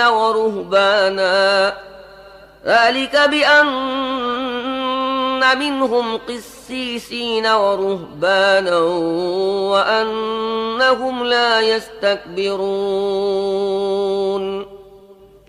যদি এই লোকেরা প্রকৃতপক্ষে আল্লাহ, নবী এবং নবীর উপর যা নাজিল হয়েছিল তা মেনে নিত, তাহলে কখনো ইমানদারদের মোকাবেলায় কাফেরদেরকে নিজেদের বন্ধু হিসাবে গ্রহণ করত না। কিন্তু তাদের অধিকাংশ আল্লাহর আনুগত্য ত্যাগ করেছে। ইমানদারদের সাথে শত্রুতার ক্ষেত্রে তুমি ইহুদি ও মুশরিকদের পাবে সবচেয়ে বেশি উগ্র। আর ইমানদারদের সাথে বন্ধুত্বের ব্যাপারে নিকটতম পাবে তাদেরকে যারা বলেছিল আমরা আল্লাহর সাহায্যকারী। এর কারণ হচ্ছে তাদের মধ্যে ইবাদতকারী আলেম, সংসার বিরাগী দরবেশ পাওয়া যায়, আর তাদের মধ্যে আত্মগরিমা নেই। وَإِذَا سَمِعُوا مَا أُنزِلَ إِلَى الرَّسُولِ تَرَى أَعْيُنَهُمْ تَفِيضُ مِنَ الدَّمْعِ مِمَّا عَرَفُوا مِنَ الْحَقِّ يَقُولُونَ رَبَّنَا آمَنَّا فَاكْتُبْنَا مَعَ الشَّاهِدِينَ وَمَا لَنَا لَا نُؤْمِنُ بِاللَّهِ وَمَا جَاءَنَا مِنَ الْحَقِّ ونطمع أن يدخلنا ربنا مع القوم الصالحين فأثابهم الله بما قالوا جنات تجري من تحتها الأنهار خالدين فيها وذلك جزاء المحسنين والذين كفروا وكذبوا بآياتنا أولئك أصحاب الجحيم যখন তার এই কালাম শুনি যা রাসূলের উপর নাজিল হয়েছে, তোমরা দেখতে পাও সত্যকে চিনতে পারার কারণে তাদের চোখ অশ্রু সজল হয়ে ওঠে। তারা বলে ওঠে, হে আমাদের রব, আমরা ঈমান এনেছি, সাক্ষ্যদাতাদের মধ্যে আমাদের নাম লিখে নাও। আর তারা আরো বলে, আমরা আল্লাহর উপর ঈমান কেন আনব না, এবং যে সত্য আমাদের কাছে এসেছে তাকে কেন মেনে নেব না? যখন আমরা ইচ্ছা পোষণ করে থাকি যে আমাদের রব যেন আমাদের সৎ ও সত্যনিষ্ঠ লোকদের অন্তর্ভুক্ত করেন। তাদের উক্তির কারণে আল্লাহ তাদেরকে এমন সব জান্নাত দান করেছেন যার নিম্ন দেশ দিয়ে ঝর্ণা ধারা প্রবাহিত হয়, এবং তারা সেখানে থাকবে চিরকালের জন্যে। সৎ কর্মনীতি অবলম্বনকারীদের জন্যে এ প্রতিদান। আর যারা আমার আয়াত মানতে অস্বীকার করেছে ও সেগুলোকে মিথ্যা বলেছে, তারা জাহান্নামের অধিবাসী হবে।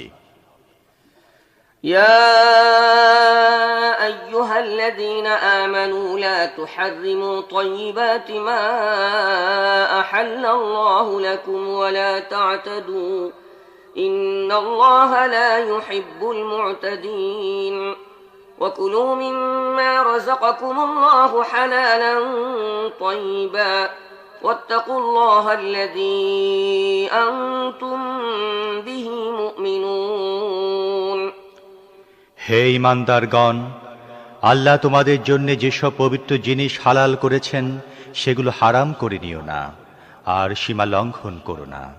সীমা লঙ্ঘনকারীদেরকে আল্লাহ ভীষণভাবে অপছন্দ করেন।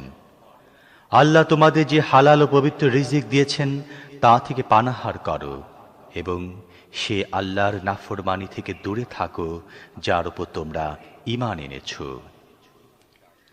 لا يؤاخذكم الله باللغو في أيمانكم ولكن يؤاخذكم بما عقدتم الأيمان فكفارته إطعام 10 مساكين من أوسط ما تطعمون أهليكم أو كسوتهم أو تحرير رقبة فمن لم يجد فصيام 3 أيام ذلك كفارة أيمانكم إذا حلفتم واحفظوا أيمانكم كذلك يبين الله لكم آياته لعلكم تشكرون তোমরা যে সমস্ত অর্থহীন কসম খেয়ে ফেলো সেই সবের জন্যে আল্লাহ তোমাদের পাকড়াও করেন না, কিন্তু তোমরা জেনে বুঝে যেসব কসম খাও সেগুলোর উপর তিনি অবশ্যই তোমাদের জিজ্ঞাসাবাদ করবেন। এ ধরনের কসম ভেঙে ফেলার কাফফারা হচ্ছে 10 জন মিসকিনকে এমন মধ্যম পর্যায়ের আহার দান করো যা তোমরা নিজেদের সন্তানদের খেতে দাও, অথবা তাদেরকে কাপড় পরাও বা একটি গোলামকে মুক্ত করে দাও। আর যে ব্যক্তির সামর্থ্য রাখে না সে যেন 3 দিন রোজা রাখে। এ হচ্ছে তোমাদের কসমের কাফফারা যখন তোমরা কসম খেয়ে তা ভেঙে ফেলো। তোমাদের কসমসমূহ সংরক্ষণ করো, এভাবে আল্লাহ নিজের বিধান তোমাদের জন্য সুস্পষ্ট করেন, হয়তো তোমরা কৃতজ্ঞতা প্রকাশ করবে। يا أيها الذين آمنوا إنما الخمر والميسر والأنصاب والأزلام رجس من عمل الشيطان فاجتنبوه لعلكم تفلحون। হে ঈমানদারগণ, এ মদ, জুয়া, মূর্তি পূজার বেদী ও ভাগ্য নির্ণায়ক স্বরসমূহ এ সমস্তই হচ্ছে ঘৃণ্য শয়তানি কার্যকলাপ। এগুলো থেকে দূরে থাকো, আশা করা যায় তোমরা সফলতা লাভ করবে। إنما يريد الشيطان أن يوقع بينكم العداوة والبغضاء في الخمر والميسر ويصدكم عن ذكر الله وعن الصلاة فهل أنتم منتهون وأطيعوا الله وأطيعوا الرسول واحذروا فإن توليتم فاعلموا أنما على رسولنا البلاغ المبين ليس على الذين آمنوا وعملوا الصالحات جناح فيما طعموا إذا ما اتقوا وآمنوا الصالحات ثم اتقوا وآمنوا ثم اتقوا وأحسنوا والله يحب المحسنين।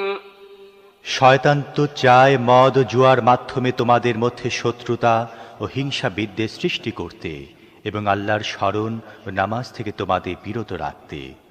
তাহলে তোমরা কি এসব থেকে বিরত থাকবে? আল্লাহ ও তার রাসূলের কথা মেনে চলো এবং নিষিদ্ধ কাজ থেকে বিরত থাকো। কিন্তু যদি তোমরা আদেশ অমান্য করো, তাহলে জেনে রাখো আমার রাসূলের প্রতি শুধুমাত্র সুস্পষ্ট নির্দেশ পৌঁছে দেবারই দায়িত্ব ছিল। যারা ঈমান এনেছে ও সৎ কাজ করছে, তারা পূর্বে যা কিছু পানাহার করেছিল সেই জন্য তাদেরকে কোনো জবাবদিহি করতে হবে না।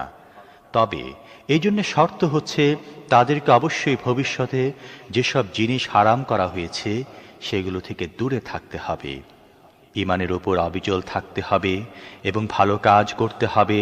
তারপর যে যে জিনিস থেকে বিরত রাখা হয় তা থেকে তাদের বিরত থাকতে হবে এবং আল্লাহর যেসব হুকুম নাজিল হয় সেগুলো মেনে চলতে হবে।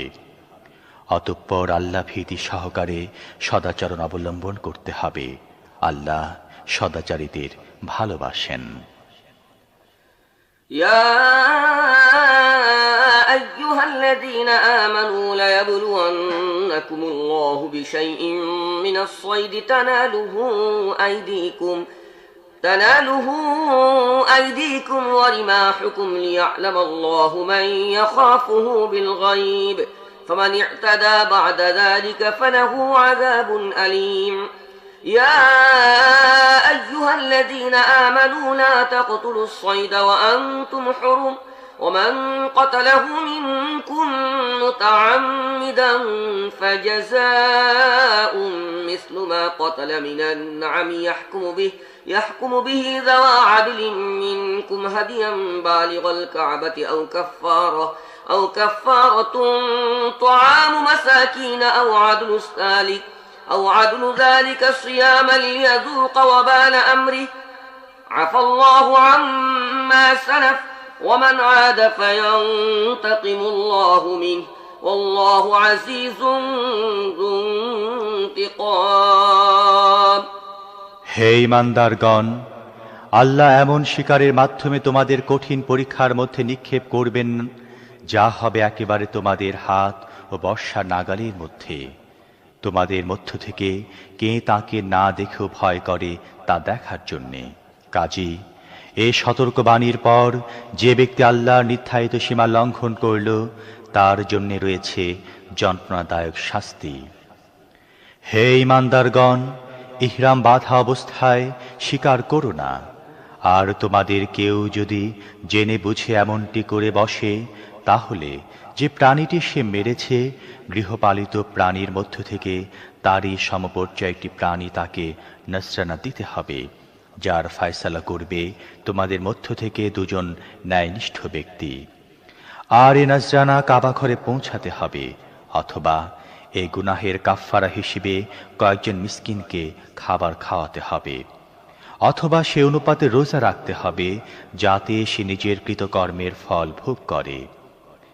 যা পূর্বে হয়ে গেছে সেসব আল্লাহ মাফ করে দিয়েছেন, কিন্তু এখন যদি কেউ সে কাজের পুনরাবৃত্তি করে তাহলে আল্লাহ তার বদলা নেবেন। আল্লাহ সবার উপর বিজয়ী এবং তিনি বদলা নেবার ক্ষমতা রাখেন। وحل لكم صيد البحر وطعامه متاعا لكم وللسيارة وحرم عليكم صيد البر ما دمتم حرما واتقوا الله الذي إليه تحشرون جعل الله الكعبة البيت الحرام قياما للناس والشهر الحرام والهدي والقلائد ذلك لتعلموا أن الله يعلم ما في السماوات وما في الأرض وأن الله بكل شيء عليم। তোমাদের জন্য সমুদ্রের শিকার এবং তা খাওয়া হালাল করে দেয়া হয়েছে। যেখানে তোমরা অবস্থান করবে সেখানে তা খেতে পারো এবং কাফেলার জন্য পাথেয় হিসেবে নিয়ে যেতেও পারো। তবে যতক্ষণ তোমরা ইহরাম বাঁধা অবস্থায় থাকো ততক্ষণ তোমাদের জন্য স্থলভাগে শিকার হারাম করে দেয়া হয়েছে। কাজী আল্লাহ নাফরমানি করা থেকে দূরে থাকো, তোমাদের সবাইকে ঘেরাও করে তার সামনে হাজির করা হবে। আল্লাহ পবিত্র কাবা ঘরকে মানুষের জন্য সমাজ জীবন প্রতিষ্ঠার মাধ্যমে পরিণত করেছেন, আর হারাম মাস, কুরবানি পশু ও গলায় মালা পরা পশুগুলোকেও এ কাজে সহায়ক বানিয়ে দিয়েছেন, যাতে তোমরা জানতে পারো যে আল্লাহ আকাশ ও পৃথিবীর সমস্ত অবস্থা জানেন এবং তিনি সব জিনিসের জ্ঞান রাখেন। اعلموا أن الله شديد العقاب وأن الله غفور رحيم ما على الرسول إلا البلاغ والله يعلم ما تبدون وما تكتمون قل لا يستوي الخبيث والطيب ولو أعجبك كثرة الخبيث فاتقوا الله يا أولي الألباب لعلكم تفلحون। জেনে রাখো আল্লাহ শাস্তি দানের ব্যাপারে যেমন কঠোর তেমনি তিনি ক্ষমাশীল ও করুণাময়। রাসূলের উপর কেবলমাত্র বাণী পৌঁছে দেবার দায়িত্ব অর্পিত হয়েছে। পরবর্তী পর্যায়ে তোমাদের প্রকাশ্য গোপন সমস্ত অবস্থায় আল্লাহ জানেন। হে নবী, এদেরকে বলে দাও, পবিত্র ও অপবিত্র সমান নয়। অপবিত্রের আধিক্য তোমাদের যতই চমৎকৃত করুক না কেন। কাজী হে বুদ্ধিমানেরা, আল্লাহ নাফরমানি করা থেকে দূরে থাকো, আশা করা যায় তোমরা সফল কাম হবে। يا أيها الذين آمنوا لا تسألوا عن أشياء إن تبد لكم تسؤكم وإن تسألوا عنها حين ينزل القرآن تبد لكم عفى الله عنها والله غفور حليم قد سألها قوم من قبلكم ثم أصبحوا بها كافرين ما جعل الله من بحيرة ولا سائبة ولا وصيلة ولا حام ولكن الذين كفروا يفترون على الله الكذب وأكثرهم لا يعقلون। হে ঈমানদারগণ, এমন কথা জিজ্ঞেস করো না যা তোমাদের কাছে প্রকাশ করে দেয়া হলে তোমাদের খারাপ লাগবে। তবে কোরআন নাজিলের সময় যদি তোমরা সেসব বিষয় জিজ্ঞেস করো তাহলে তা তোমাদের কাছে প্রকাশ করা হবে। এই পর্যন্ত তোমরা যা কিছু করেছ আল্লাহ তা মাফ করে দিয়েছেন, তিনি ক্ষমাশীল ও সহনশীল। তোমাদের পূর্বে একটি দল এ ধরনের প্রশ্ন করেছিল, তারপর সেসব কথার জন্যই তারা কুফরিতে লিপ্ত হয়েছিল। আল্লাহ কোনো বাহিরা সায়েবা ও সিলা বা হাম নির্ধারণ করেননি, কিন্তু এ কাফের আল্লাহর উপর মিথ্যা দোষারোপ করে এবং তাদের অধিকাংশ জ্ঞানহীন, কারণ তারা এ ধরনের কাল্পনিক বিষয়ে মেনে নিচ্ছে। وَإِذَا قِيلَ لَهُمْ تَعَالَوْا إِلَى مَا أَنزَلَ اللَّهُ وَإِلَى الرَّسُولِ قَالُوا حَسْبُنَا مَا وَجَدْنَا عَلَيْهِ آبَاءَنَا أَوَلَوْ كَانَ آبَاؤُهُمْ لَا يَعْلَمُونَ شَيْئًا وَلَا يَهْتَدُونَ يَا أَيُّهَا الَّذِينَ آمَنُوا عَلَيْكُمْ أَنفُسَكُمْ لَا يَضُرُّكُمْ مَنْ ضَلَّ إِذَا اهْتَدَيْتُمْ إِلَى اللَّهِ مَرْجِعُكُمْ جَمِيعًا فَيُنَبِّئُكُم بِمَا كُنتُمْ تَعْمَلُونَ।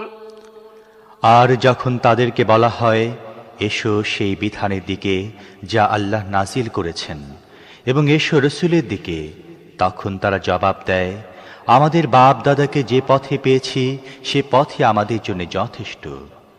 তারা কি নিজেদের বাপ দাদের অনুসরণ করে চলবে, যদিও তারা কিছুই জানত না এবং সঠিক পথও তাদের জানা ছিল না? হে ঈমানদারগণ, নিজেদের কথা চিন্তা করো, অন্য কারোর গোমরাহিতে তোমাদের কোনো ক্ষতি নেই যদি তোমরা নিজেরা সত্য সঠিক পথে থাকো। তোমাদের সবাইকে আল্লাহর দিকে ফিরে যেতে হবে, তখন তোমরা কি করছিলে তা তিনি তোমাদের জানিয়ে দেবেন। يا أيها الذين آمنوا شهادة بينكم إذا حضر أحدكم الموت حين الوصية اثنان ذوى عدل منكم أو آخران من غيركم إن أنتم ضربتم في الأرض فأصابتكم مصيبة الموت تحبسونهما من بعد الصلاة فيقسمان بالله إن ارتبتم لا نشتري به ثمنا ولو كان ذا قربى ولا نكتم شهادة الله إنا إذا لمن الآثمين।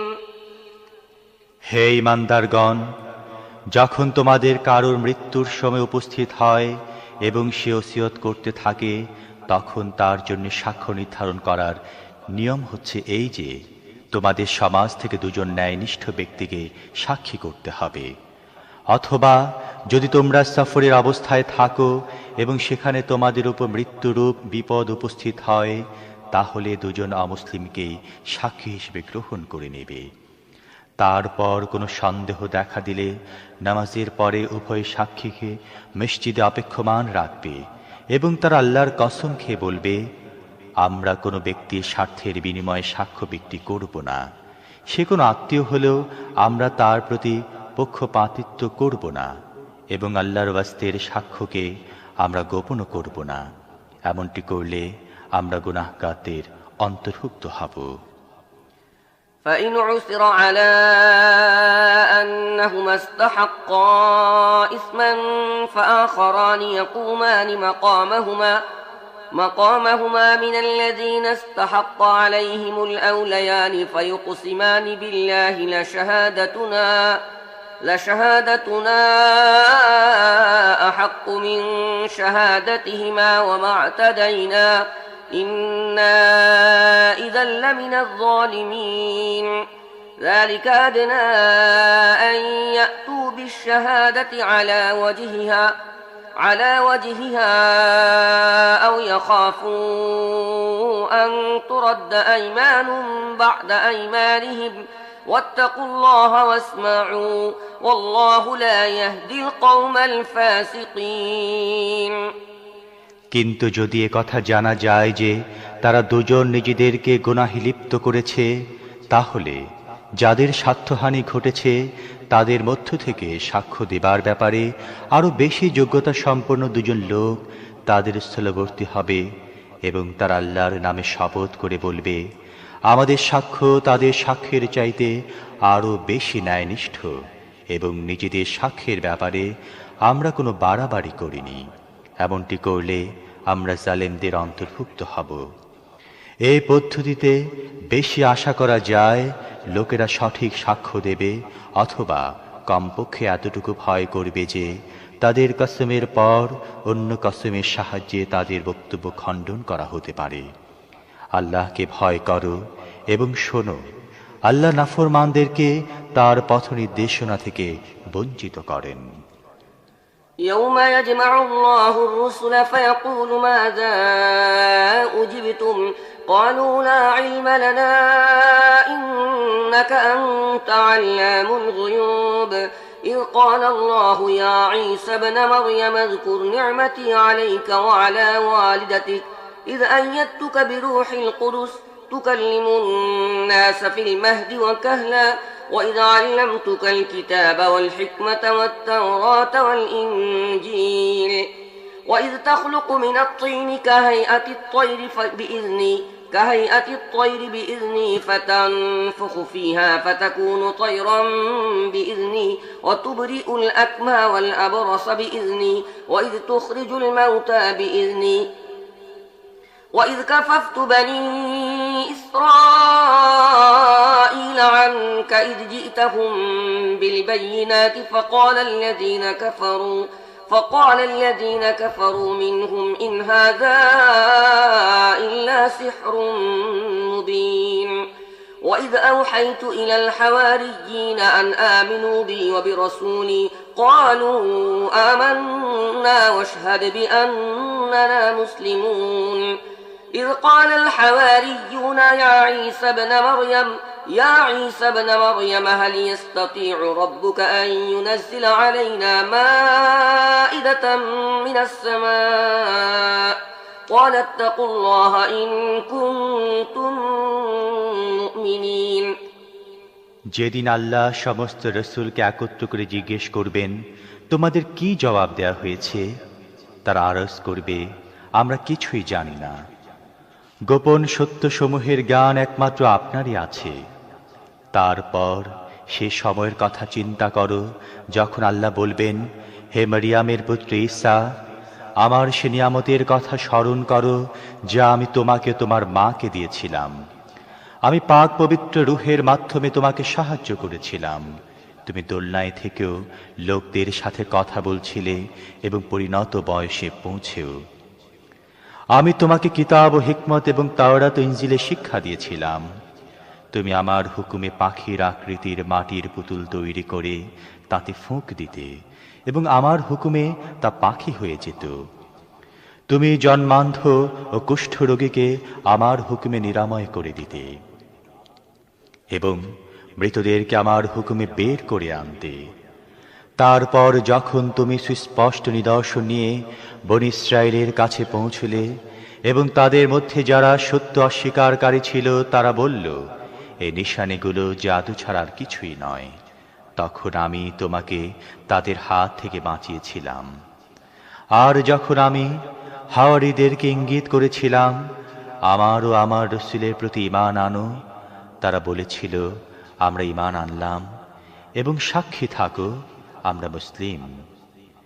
এই ঘটনাটিও যেন মনে থাকে যখন হাওয়ারীরা বলেছিল, হে মরিয়াম পুত্র ঈসা, আপনার রব কি আমাদের জন্য আকাশ থেকে একটি খাবার পরিপূর্ণ খানজা নাজিল করতে পারেন?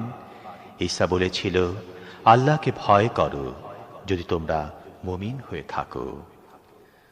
قالوا نريد أن نأكل منها وتطمئن قلوبنا ونعلم أن قد صدقتنا ونكون عليها من الشاهدين قال عيسى ابن مريم اللهم ربنا أنزل علينا مائدة من السماء تكون لنا عيدا لأولنا وآخرنا وآية منك وارزقنا وأنت خير الرازقين قال الله إني منزلها عليكم فمن يكفر بعد منكم فإني أعذبه عذابا لا أعذبه أحدا من العالمين। তারা বলেছিল, আমরা কেবল এতটুকুই চাই যে আমরা সেই খানজা থেকে খাবার খাবো, আমাদের মন নিশ্চিন্ত হয়ে যাবে এবং আমরা জেনে নেব যে আপনি যা কিছু বলেছেন তা সবই সত্য এবং আমরা তার সাক্ষী হয়ে যাব। এ কথা ঈসা ইবনে মারিয়াম দোয়া করেছিল, হে আল্লাহ, হে আমাদের রব, আমাদের উপর আকাশ থেকে একটি খাদ্য ভরা খাঞ্জা নাজিল করো, যা আমাদের জন্যে এবং আমাদের আগের পিছের সবার জন্য আনন্দের উপলক্ষ হিসেবে গণ্য হবে, এবং তোমার পক্ষ থেকে হবে একটি নিদর্শন। আমাদের জীবিকা দান করো, এবং তুমি সর্বোত্তম জীবিকা দানকারী। আল্লাহ জবাব দিয়েছিলেন, আমি তা তোমাদের উপর নাজিল করব, কিন্তু এরপর তোমাদের মধ্য থেকে যে ব্যক্তি কুফরি করবে তাকে আমি এমন শাস্তি দেব যা দুনিয়ায় আর কাউকে দেইনি। وَإِذْ قَالَ اللَّهُ يَا عِيسَى ابْنَ مَرْيَمَ أَأَنْتَ قُلْتَ لِلنَّاسِ اتَّخِذُونِي وَأُمِّيَ إِلَٰهَيْنِ مِن دُونِ اللَّهِ قَالَ سُبْحَانَكَ مَا يَكُونُ لِي أَنْ أَقُولَ مَا لَيْسَ لِي بِحَقٍّ إِن كُنتُ قُلْتُهُ فَقَدْ عَلِمْتَهُ تَعْلَمُ مَا فِي نَفْسِي وَلَا أَعْلَمُ مَا فِي نَفْسِكَ إنك أنت علام الغيوب ما قلت لهم إلا ما أمرتني به أن اعبدوا الله ربي وربكم وكنت عليهم شهيدا ما دمت فيهم فلما توفيتني كنت أنت الرقيب عليهم وأنت على كل شيء شهيد আল্লাহ যখন বলবেন, হে মরিয়াম পুত্র ঈসা, তুমি কি লোকদের বলেছিলে আল্লাহকে বাদ দিয়ে আমাকে ও আমার মাকে ইলাহ হিসেবে গ্রহণ করো? তখন সে জবাব দেবে, সুবহানাল্লাহ, যে কথা বলার কোনো অধিকার আমার ছিল না, সে ধরনের কোনো কথা বলা আমার জন্য ছিল অশোভন ও অসঙ্গত। যদি আমি এমন কথা বলতাম তাহলে আপনি নিশ্চয়ই তা জানতে পারতেন। আমার মনে যা আছে আপনি জানেন, কিন্তু আপনার মনে যা আছে আমি তা জানি না। আপনি তো সমস্ত গোপন সত্যের জ্ঞান রাখেন। আপনি যা হুকুম দিয়েছিলেন তার বাইরে আমি তাদেরকে আর কিছুই বলিনি। তা হচ্ছে, আল্লাহর বন্দিগি করো, যিনি আমারও রব এবং তোমাদেরও। আমি যতক্ষণ তাদের মধ্যে ছিলাম ততক্ষণ আমি ছিলাম তাদের তদারককারী ও সংরক্ষক। যখন আপনি আমাকে ফিরিয়ে নিয়েছেন তখন আপনিই ছিলেন তাদের তত্ত্বাবধায়ক ও সংরক্ষক। আর আপনি তো সমস্ত জিনিসের তত্ত্বাবধায়ক ও সংরক্ষক। إن تعذبهم فإنهم عبادك وإن تغفر لهم فإنك أنت العزيز الحكيم قال الله هذا يوم ينفع الصادقين صدقهم لهم جنات تجري من تحتها الأنهار خالدين فيها أبدا رضي الله عنهم ورضوا عنه ذلك الفوز العظيم لله ملك السماوات والأرض وما فيهن وهو على كل شيء قدير এখন যদি আপনি তাদেরকে শাস্তি দেন তাহলে তারা তো আপনার বান্দা, আর যদি মাফ করে দেন তাহলে আপনি পরাক্রমশালী ও জ্ঞানময়। তখন আল্লাহ বলবেন, এটি এমন একটি দিন যেদিন সত্যবাদীদেরকে তাদের সত্যতা উপকৃত করে। তাদের জন্য রয়েছে এমন বাগান যার নিম্ন দেশে ঝর্ণাধারা প্রবাহিত হচ্ছে, এখানে তারা থাকবে চিরকাল। আল্লাহ তাদের প্রতি সন্তুষ্ট হয়েছেন এবং তারাও আল্লাহর প্রতি। এটি সবচেয়ে বড় সাফল্য। পৃথিবী, আকাশসমূহ ও সমগ্র জাতির ওপর রাজত্ব আল্লাহরই জন্যে নির্ধারিত এবং তিনি সব কিছুর ওপর শক্তিশালী।